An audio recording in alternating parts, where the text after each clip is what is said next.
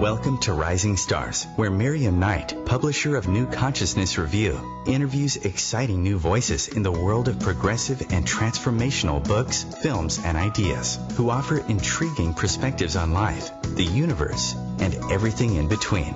Join us as we celebrate the conscious awakening and explore many expressions of consciousness in action.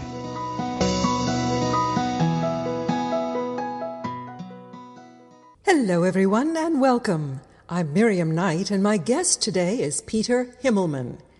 Peter is an award-winning Emmy and Grammy-nominated musician and the founder of Big Muse, a company that teaches creative thinking, leadership skills, and deeper levels of communication in all facets of life, from personal to professional.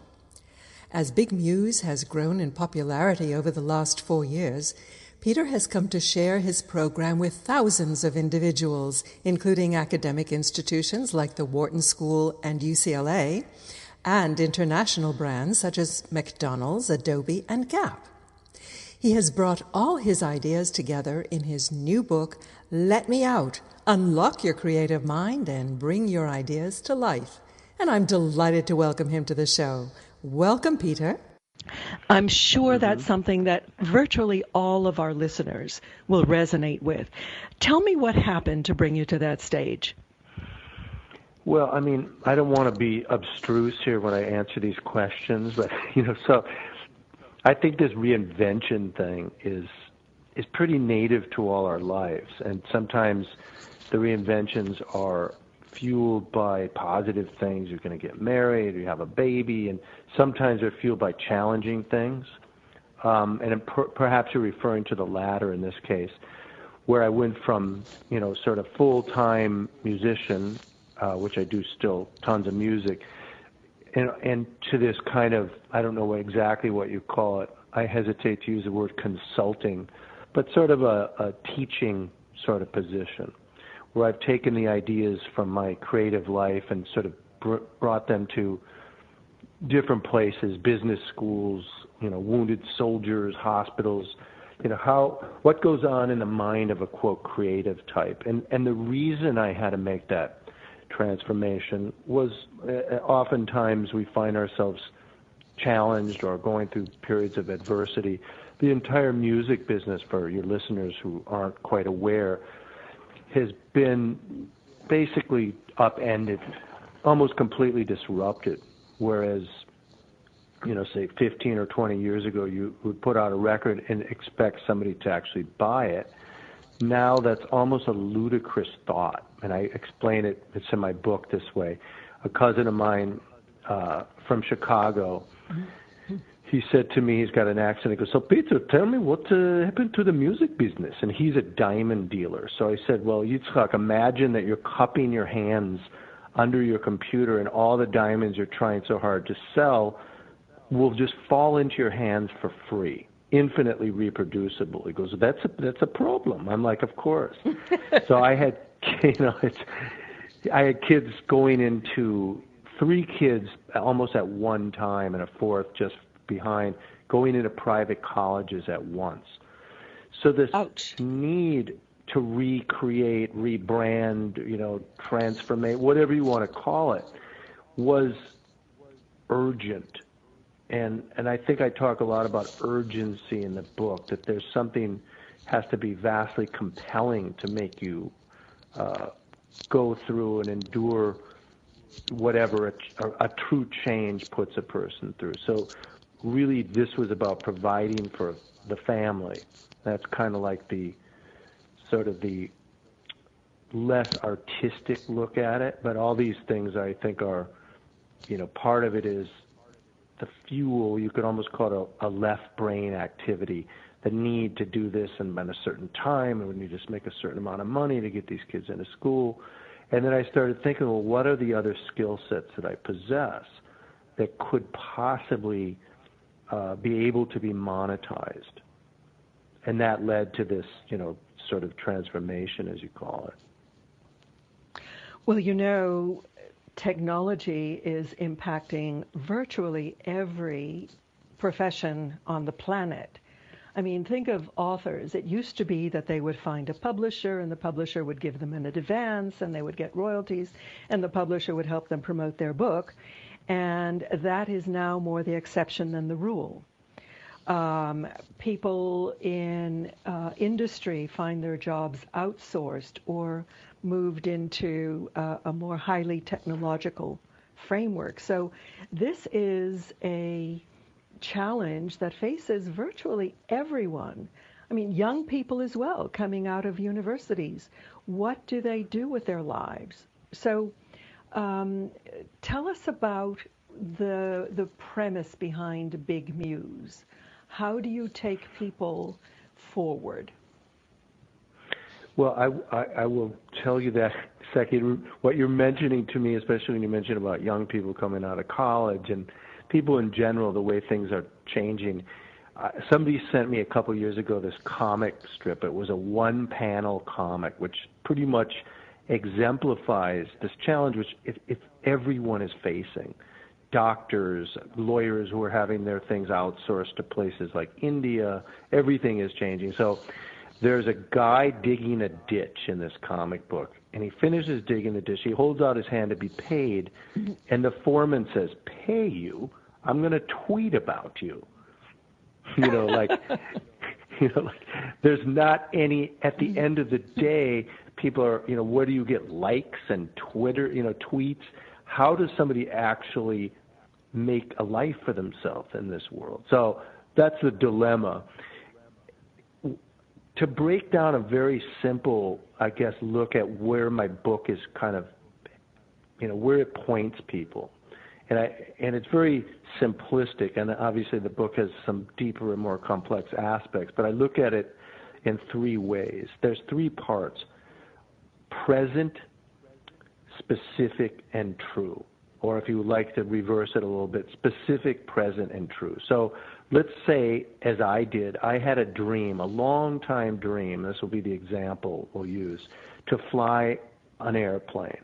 It's just something I always wanted to do as a kid, but I was somewhat, I was, first of all, terrified. I didn't have the math skills. Turns out you don't need that many math skills. As I got to be a father and a husband, I was terrified I would crash, and my family would be like bereft and missing their husband and father. But I really wanted to do this. So what is specific? How do I break that big, big dream into tiny, workable, doable parts? So just as an example, a specific step for me in learning to fly a plane would be to, you could break it down infinitely, I suppose, would be to sit down at my desk. That would be one. Anyone can do that. It takes no time. It takes no special skills. And then, if you want to break it down further, Google flight times at Santa Monica Airport, near where I live. You can go for a test, run.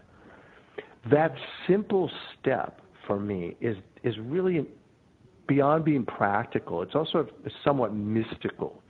It's an action which becomes instantaneously a hazy dream of mine, and almost a little filament connecting it to the real world. And I always almost think of it as almost a bit of a Ray Bradbury science fiction. Here you are taking this, as I said, this ephemeral dream material, and now by this simple action, you're at the first step of actually bringing it into the world. And even though it's just a tiny step, it seems like insignificant. Doing that was a huge step into me actually flying a plane. So the second step in this specific, present, and true is to make sure that you take this step in the present. It's very simple. Don't put it off for 2 years from now. Don't put it off. You're tired.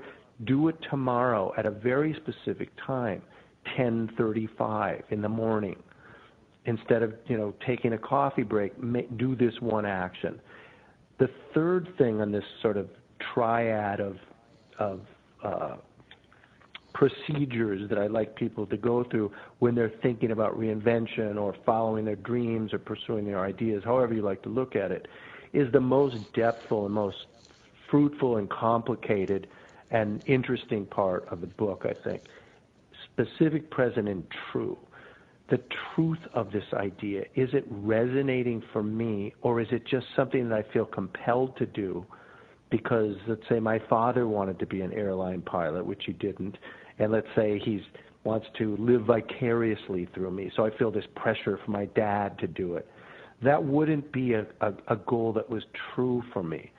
Finding out what it truly is that you want to do with the time you have on Earth is a very kind of beautiful process of discovery.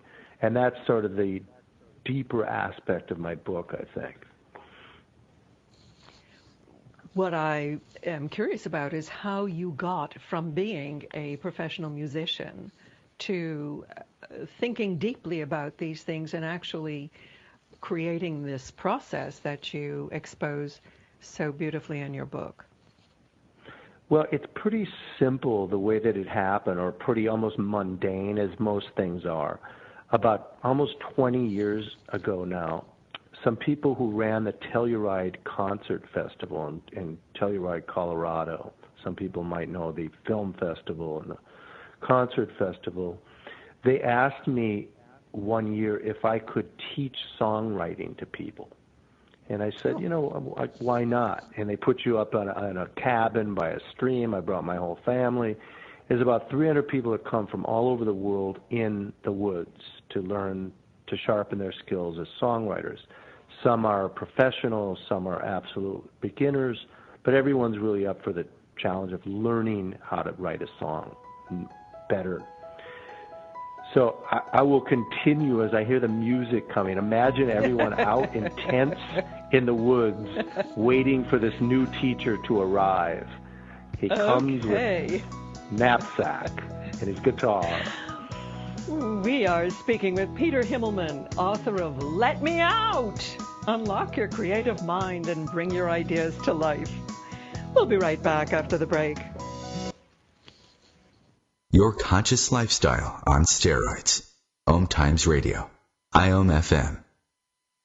As difficult as it is to believe, there are places in Africa where human traffickers sell albino children and their body parts for use in magic rituals. Humanity Healing International is actively working in Uganda to change this paradigm. The Albino Rescue Project finds albino children who are at risk and places them in safe schools and environments where they can learn and grow free from fear. To learn more or to sponsor a child, visit humanityhealing.org. Humanity Healing is where your heart is. Hi everyone, this is Shay Parker, the host of Best of the Best, which airs live right here on IOM Radio every Tuesday night at 8 p.m. Eastern and 5 p.m. Pacific. I'm super excited to bring you expert guest hosts, spiritual discussions, free psychic readings, and so much more. I can promise that you will not want to miss this one-of-a-kind, fun, yet touching, down-to-earth show. Join us every Tuesday night at 8 p.m. Eastern, 9 p.m. Pacific on OTR-FM. This is Shay Parker, and I can't wait to see you there. Mother, Mother Ocean. Hi, I'm Jimmy Buffett. West Indian manatees are one of the most unique animals on Earth, and we're still finding out so many new things about them. But manatees are endangered, and many of them are killed or injured each year because of watercraft collisions or other human activities. You can help save these gentle marine mammals. For free tips on what you can do, call Save the Manatee Club at 1-800-432-JOIN. Thank you.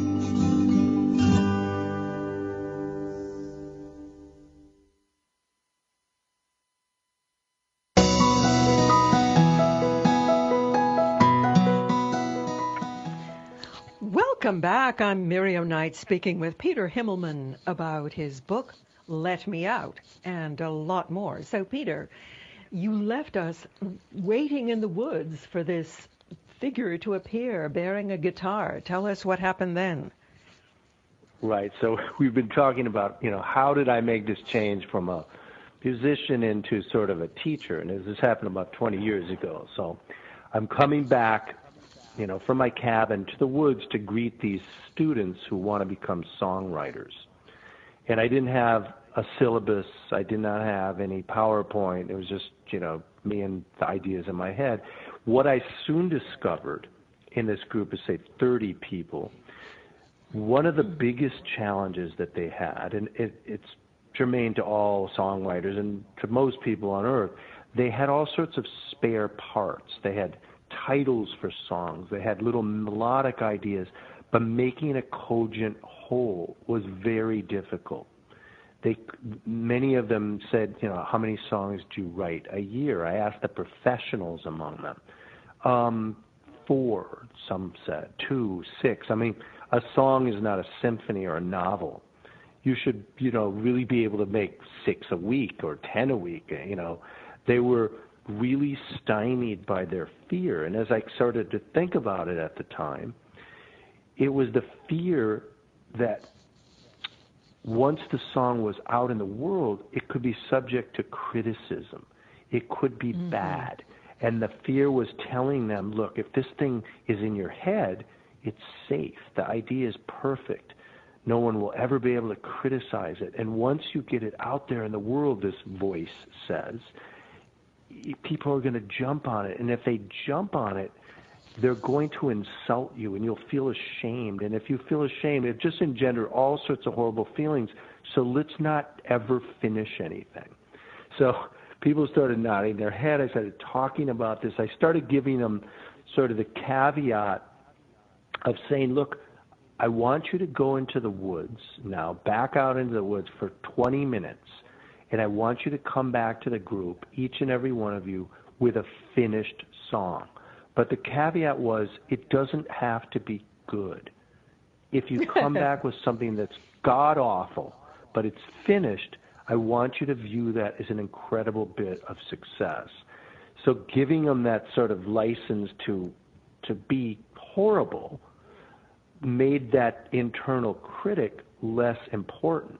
They went out into the woods, and they came back after 20, 30 minutes, and I could tell by their expressions, every man, every woman, every young person there, they were sort of giddy in a certain way. And when they played me the songs that they'd written and under the sort of the pressure of this time, to the individual, every one of their songs was so much richer than the ones that they had played me previous to that. And I started thinking there must be something here. And I went back to this song school thing, maybe a dozen times after that, and kind of refined this whole idea. Then when it came time to contend with the music business, as I mentioned at the beginning of the conversation we've been having, the disruption of the music business, I started thinking, well, why don't I do this for songwriters in Los Angeles and use it as a money-making venture? It was great. So many people signed up, but songwriters by nature don't have any money as a remunerative experience. It just wasn't that great of an idea.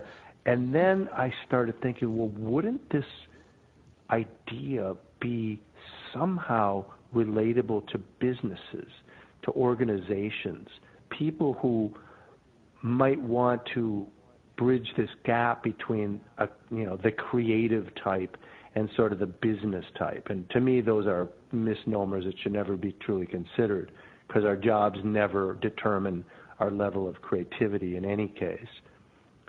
It's basically how open we are and how fearless we are in the moment that determines how creative we are. But that's a thing for another point in this conversation. And I started doing the first of these at a prototype seminars for people who were fans of my music. And they owned, a couple of them owned some big companies, and they brought me in. It was really successful and very confirming for me. And, really became a matter of me just sort of steering my ship in that direction, putting it out there that I was available for this kind of thing, refining my methodology, making it more connective and more useful and more relevant to what businesses might need, what other artists might need. I do a lot of work with wounded soldiers coming back, which is really gratifying. It's basically all the same idea. That's fascinating. How is it applicable to wounded soldiers? Well, if you think about sort of, the promise of my book, let me out, unlock your creative mind and bring your ideas to life. There isn't really anybody that is exempt from this idea. Every one of us has ideas that we want to bring to life. It could be something like, I want to restore peace in my family, which is a huge, issue in the homes of soldiers that come back, gravely wounded. It's so disruptive to a family life. And, the idea that someone could have could be as simple as, I want to have a depthful conversation with my spouse and my kids. And that's kind of what I help elicit in my seminars with them. It doesn't get any deeper than me asking them to take 5 minutes and write a letter to your children who are sitting there in the room with you and tell them how proud you are of them. And, some of the guys don't have an arm, they can't write, so there's people on hand.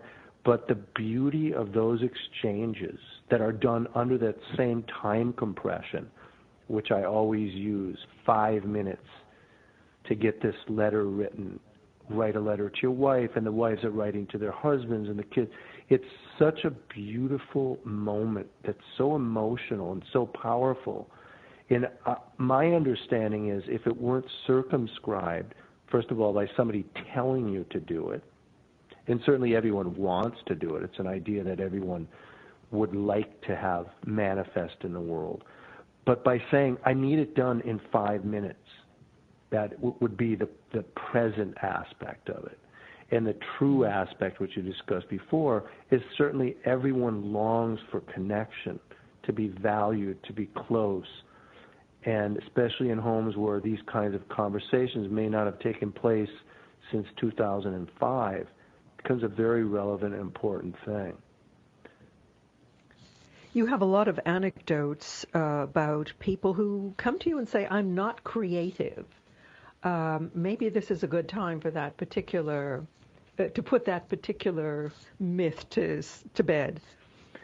Yeah, I love that. And I'm pretty, I think, transparent and somewhat self-effacing in the book when I say, look, I've made, 25 albums, and, I have a little goatee, and I wear a hat, and I'm a musician. So you'd think, Peter, you must be the creative guy. You must be so creative.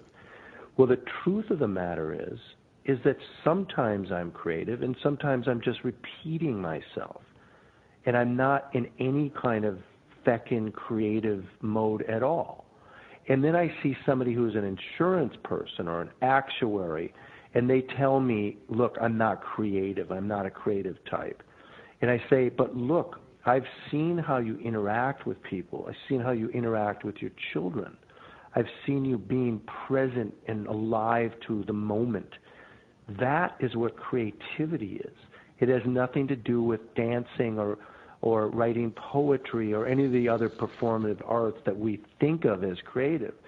In my mind, creativity is a natural state of being that we get to when we are temporarily or momentarily unafraid. And I don't believe that we as human beings can be completely transformed into beings who are not afraid. We have an amygdala, we have a limbic brain that's always on the lookout for threats, and thank God for it. Otherwise, we'd be in big trouble if we ever needed it.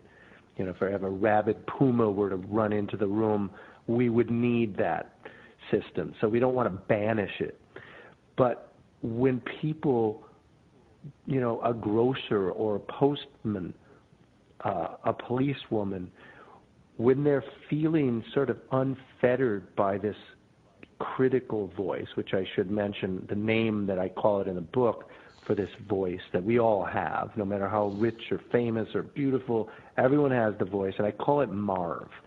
I've drawn a picture in the book of this little milquetoasty guy, and Marv stands for majorly afraid of revealing vulnerability.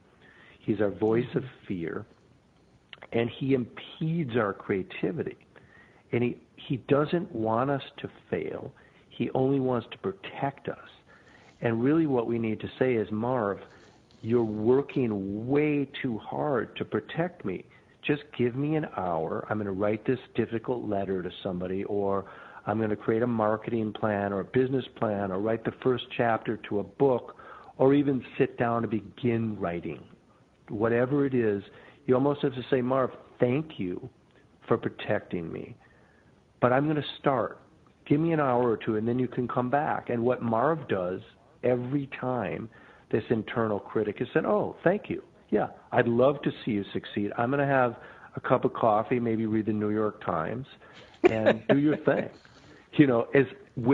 Basically what I'm saying is, as long as we're fearfully mulling an idea, Marv is there just on us like a dead weight, impeding our forward motion. Once we take action, even as small an action as sitting our butt down on a chair, to begin writing, Marv is already drinking coffee, like winking at us with thumbs up. Good job, Miriam. Good job, Peter. I want you to succeed. But I'll only let you go when you start taking the first steps, the first actions. Mm-hmm. Well, often that really feels like a mountain. And you have a lot of techniques in the book to help people get over that initial hurdle. What is the biggest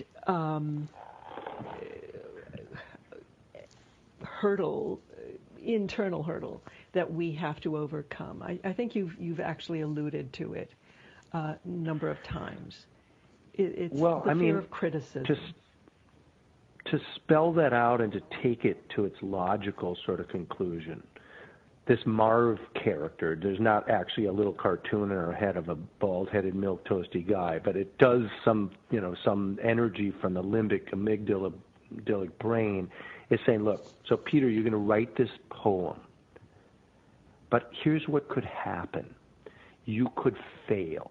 Probable. I mean, there's a probability. It's not like it's impossible. He's stating some fact. There's a probability you could fail. Failure leads to shame. Shame leads to abandonment. And abandonment, since we were once infants and we remember this on some primordial level, led to our own death. So it's a mortal fear that this the ultimate sanction. Right. Totally. Well, we'll follow this up when we come back from break. Stay with us. We're back with Peter Himmelman. Free your mind with OMTimes Radio. IOM FM. Have you wondered how to change your love paradigm? The secret key is finding a love partnership, not just a regular connection. How do you find these? Through conscious relationships. Ascending Hearts Dating is a dating site for people like you that believes in second chances and a different type of spiritual connection. Try Ascending Hearts for free at ascendinghearts.com and change your love paradigm. Ascending Hearts, the premier dating community for the spiritually awake. Grab a cup of tea or a glass of wine and tune in for Inspired Conversations with publisher Linda Joy on Tuesdays at 2 p.m. Eastern. Linda creates sacred space for leading female luminaries, empowering authors, heart-centered female entrepreneurs, coaches, and healers. A soulful venue where guests openly share the fears and obstacles they've overcome, wisdom and lessons learned, and the personal journey that led them to the transformational work they do in the world. Inspired Conversations to empower you on your path to authentic, soulful living.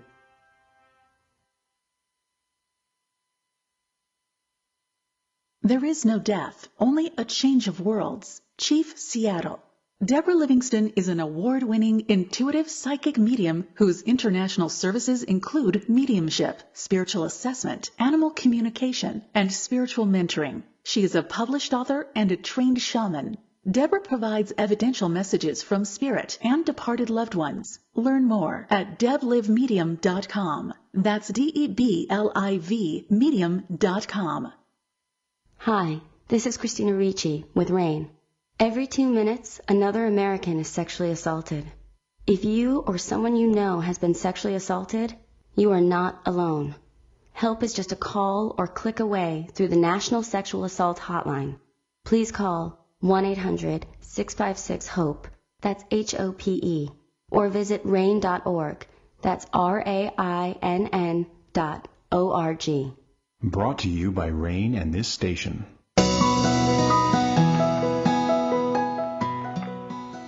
Welcome back. We're speaking with Peter Himmelman about Let Me Out.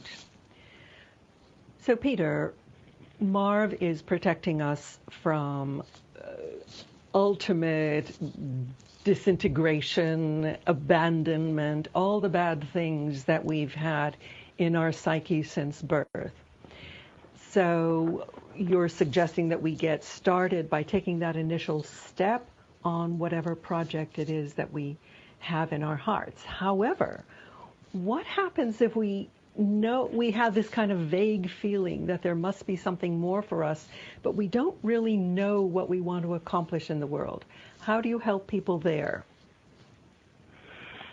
Well, you mentioned in the beginning of our conversation about, the encroachment of technology and, sort of being a challenge, which I fully recognize. And on the other hand, there's something about the technologies that are really potentially generative of great creative acts. Now, this sounds very simple and very mundane in answer to your question, but one of the things that I do, and I think I have like 20 exercises, which I refrain from calling exercises in my book because I hate books with the word exercise and it sounds like it's going to be boring. I call mine brain bottle openers, like it opens your brain. So one of the things is I think it's like 2 minutes on your timer, and I use my phone timer on my iPhone. Every smartphone has one. I use it so often. If there's something that I feel I want to write a song, or there's a sort of a challenging letter I have to write to somebody and I'm a little intimidated, maybe they won't like me, whatever, I set the timer. And 99 times out of, maybe it's even 100%, by the time the timer that I set for 5 minutes or 2 minutes, by the time it goes off, I'm already aloft in sailing on what was previously a very difficult thing. In other words, I can stand the ignominy of failure for 2 or 3 minutes. But if you say, look, I'm just going to take 5 hours and try to do this, never. It's a tiny amount of time.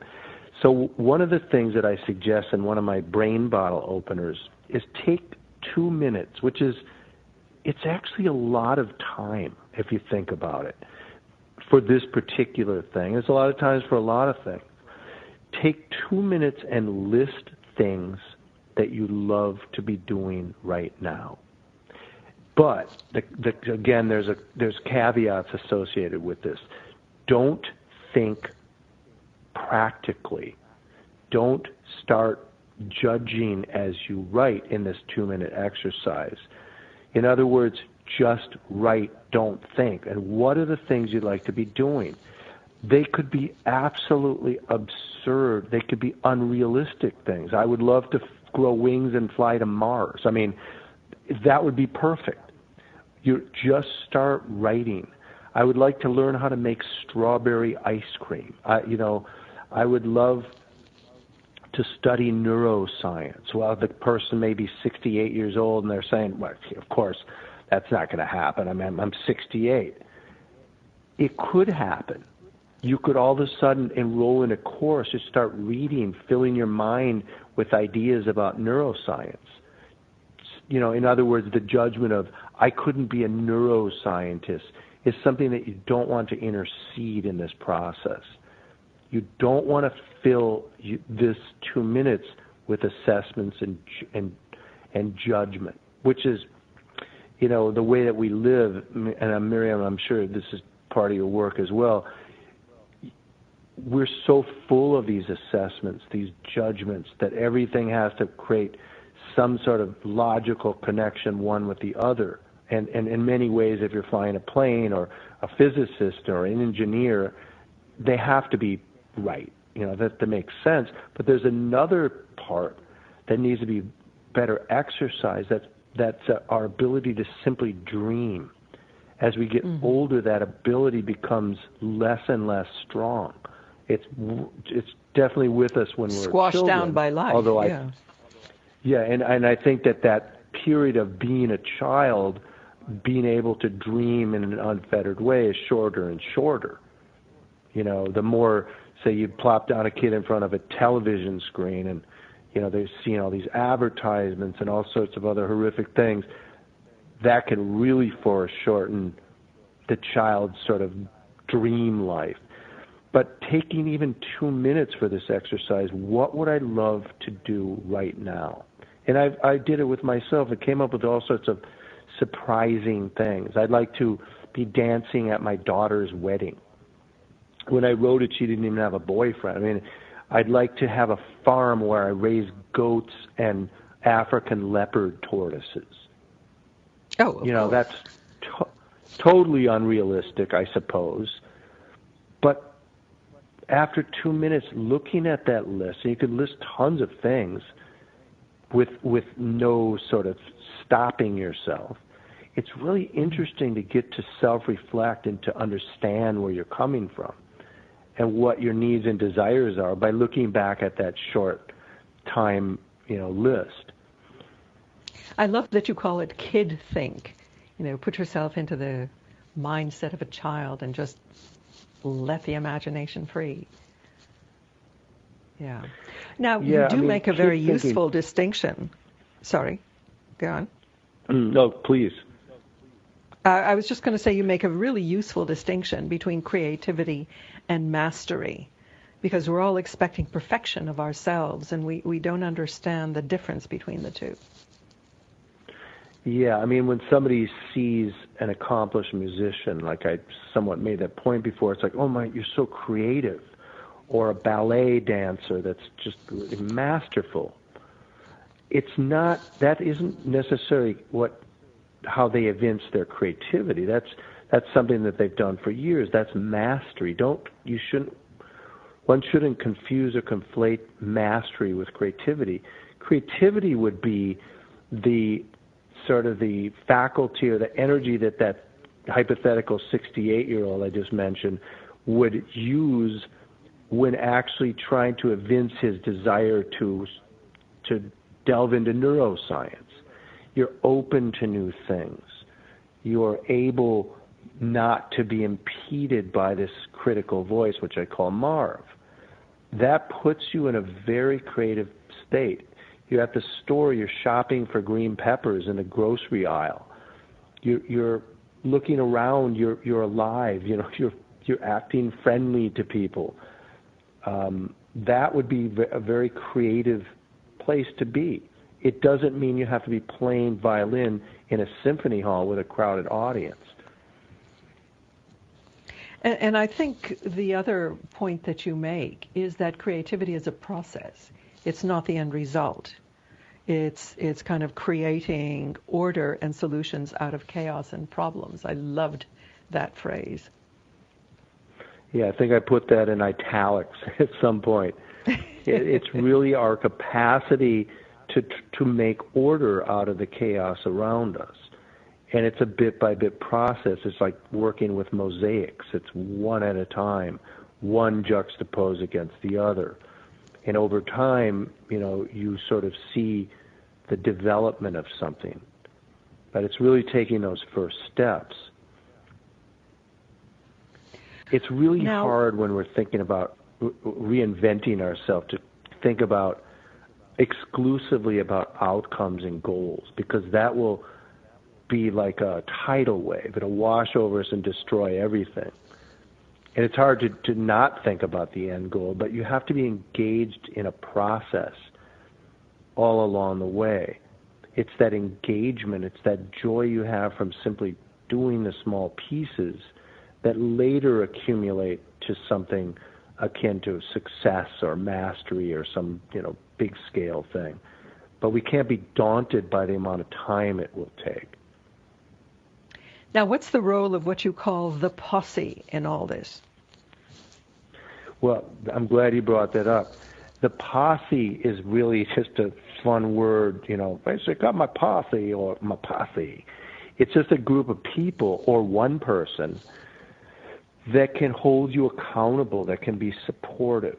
And when I look at people who have told me, I tried this, but it didn't work, and I wasn't able to get this off the ground, when it seems not to have worked for somebody, I ask them, who did you enlist to help you? Who gave you feedback, constructive feedback? And I mean really constructive feedback, not like, sort of disguised criticism for power purposes. You got to be very circumspect about who you choose. But in every case where an idea was not able to be manifest to any degree, there was no person, no facilitative person. Conversely, whenever there's been somebody who has built something, and it could be just a conversation with somebody, has built a stable means of conversing with somebody, that's as small as an idea could be, or becomes a CEO of a huge company, to me it's all the same. There's always someone in their corner.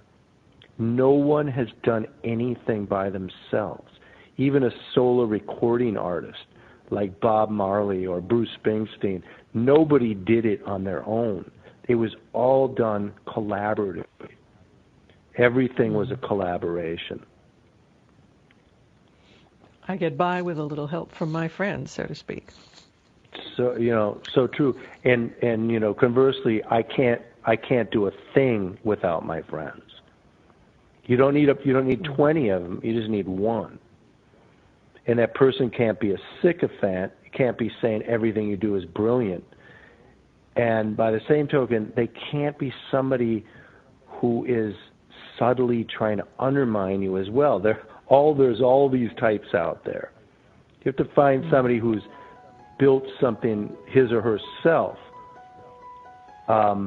Those are the people that understand the vicissitudes and the challenges that one undergoes when trying to bring an idea to life. Well, we will be back right after this break, speaking with Peter Himmelman. Stay with us.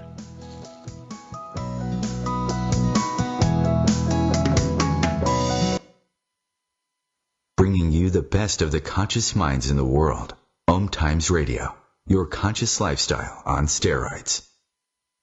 Being a radio host on IOM FM allows you to build your show on a rich platform with the power of the internet to fulfill your outreach goals and connect with a very specialized and global online audience, unlimited by time and distance. OMTimes Radio will provide you with web relevance, a recognizable conscious brand, and with the standard of excellence that has accompanied every single OMTimes endeavor. Host your show with OMTimes Radio Network.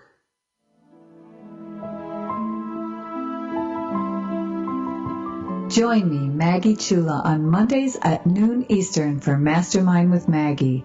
Let's work together in a mastermind. We can resolve life's problems and create goals for the future. Build action steps empowering you to create your life in partnership with your divine source of light, your soul. Manifesting your goals can be simple and easy, so come with your problems and leave with a plan. The Akashic Master Teachers and I are waiting to help you.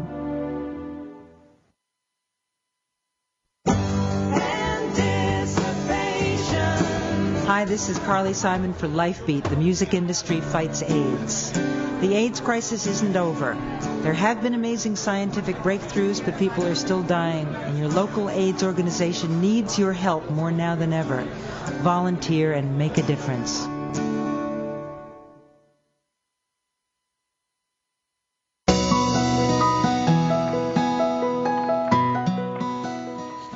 Welcome back. I'm Miriam Knight speaking with Peter Himmelman about Let Me Out. Unlock your creative mind and bring your ideas to life. And I must say that on the cover of his book, there's a little person in the bottle saying, "Let me out." And Peter, you're absolutely sure that we all have that creative muse inside. Are you? Yeah, I mean, that is, to me, the truth. Everybody does. Everybody that's sentient and alive has it. Just like their heart is working and their, sense of touch. It's just something that we have. really the key is finding techniques to momentarily separate yourself from this internal critic, this character I call Marv, majorly afraid of revealing vulnerability. Once you do that, and you're not going to do that for long periods of time, you can do that for hours at a time, you'll be able to accomplish something. You'll be able to take one piece of that idea and start putting it into the world. And cumulatively, they'll amount to something. You have some wonderful techniques in your book, and I know you don't like to call them exercises, but little play games that you invite us to join in. There's one game that I've put aside, which is writing your own song. I'm going to get back to that when I have a few minutes to enjoy it. But what did you find amongst the techniques to be the most helpful to people? Did any stand out? You know, I think one of the things that's the most helpful, and again, this may sound like sort of not a contradiction to talk about creativity, but something sort of like random. Where does this fit in? The first sort of, I call it brain bottle opener that I use in the book is called the why you statement. And I think there's a short time duration to it as well. It's answering this question, why you? And the question is phrased oddly, why you? And I explain it a little bit. Why are you on the planet? You know, or what are you doing with your life? Or what is your raison d'etre? What is the legacy you want to leave? It's an open-ended question, basically saying, what is your life's purpose? And in some ways, it's almost a theological or spiritual question. Some people, you know, reject that. They're very pragmatic, and so they come up with some purpose for their life that they've created, you know, sans God or anything else, which is all fine.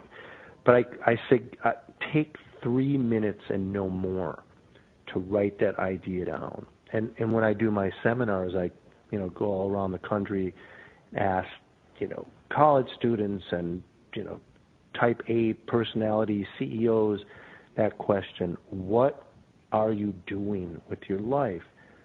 And because it's such a short amount of time to answer it, I usually give people like 30 seconds. The answers can't be frilly or, you know, any filigree on them. They're pretty pure, and they're range something like, I want to make people happy. I want to leave a legacy of goodness for my children. I want to teach people the things that I find valuable. They're such beautiful aspirational ideas. And having that in my mind and practicing it, making it a daily practice, not in any specific place, but at every place, with every child, with your parent, with your spouse, with any stranger that you see, bringing your idea to your life. Mine in particular is bringing joy and hope to people. And it's not something I would have said 10 years ago. I wouldn't even have thought of that. Me, I was just on stage, you know, making music and doing my thing and wanting people to look at me. But now there's a greater intentionality. And I use it, most challenging is with the people around you, bringing joy and hope at all times. Now, what that does for your creativity is, if you look at that chain of events that I said Marv puts you through, Marv suggests that if you try something new, you could fail, true. If you fail, you'll feel ashamed, true, possibly, yes. If you are ashamed, you'll be abandoned. That's typically what happens to shameful people. No one wants to be with you. And from abandonment, we remember in our pre-verbal infancy, abandonment meant death, something horrible. Now, all that has to do with this sense of being separated from people. When you find this mission statement and you meet it out in every aspect of your life, you know, it's an ideal, it's an aspiration, when it becomes a practice, you find that your relationships deepen. That gives you security and a sense of strength to be able to put your ideas into the world. It's that sense of knowing that I'm not going to be rejected if I fail, that I have allies and people that love me and supportive people around me, even if it's only one person. That gives you strength and resilience to contend with this negativity, which will allow you this fearlessness, which will allow your native creativity to surface. One of the points you make in your book is that you can get started on a creative pursuit, and then you kind of run out of steam. The initial enthusiasm kind of wanes. How do you keep your enthusiasm going? Well, it's funny. The initial enthusiasm will wane. It's just, it's like a marriage or anything. It's not a question of if, it's a question of, when. It will wane. For me, part of it is knowing I've made so many records and I've, done so many performances, and so I understand the cycle. The cycle is at some point it will wane, and not only wane, it will be this, your idea will become this very challenging, I hesitate to use the word horrible, but in some cases it feels horrible, just this horrible thing that it's bringing you all sorts of trouble now. From my understanding, my perspective, I know the cycle. I think that there's something very rich and very deep in the process at that point. That challenge is making me dig even deeper, and I'm aware of it. But what really is helpful is back to that posse idea, where you have somebody standing by your side and saying, Peter, I see where you're at. I get it. I'm here for you. I believe in your idea. I think it's a good one. Take a break if you need it, but I'm going to expect to see something from you in a couple of weeks. Somebody that can keep you on target. It's the most valuable thing in the world, which is basically what a friend is. A friend is the most valuable relationship you can have, and if it's with your spouse, so much the better. But I think that having this person in your corner is so crucial to getting through that phase. The other thing is, when you're at that sort of wall, you've got to stop. You've got to start exercising. You've got to start, I suggest all these different things you can do. Read poetry to kids at a children's hospital, something that I did with our band. We're traveling in the early 90s. Every morning we wake up, whatever city we were in, and we're really tired. I said to the band, we're going to get up. You're going to see how good this is.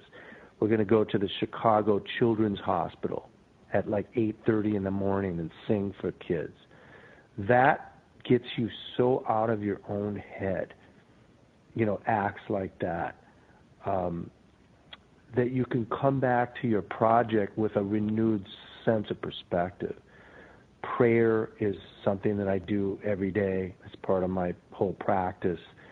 Hugely important, this idea of understanding that creativity comes from some force, however you define it or describe it, from outside yourself, seeing yourself more as a vessel, a channel, rather than the one with a capital O that generates these creative ideas is very helpful.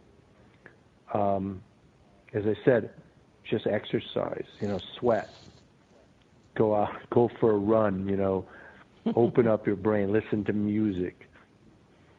Take the focus off of your head and your own ideas for a minute. Right.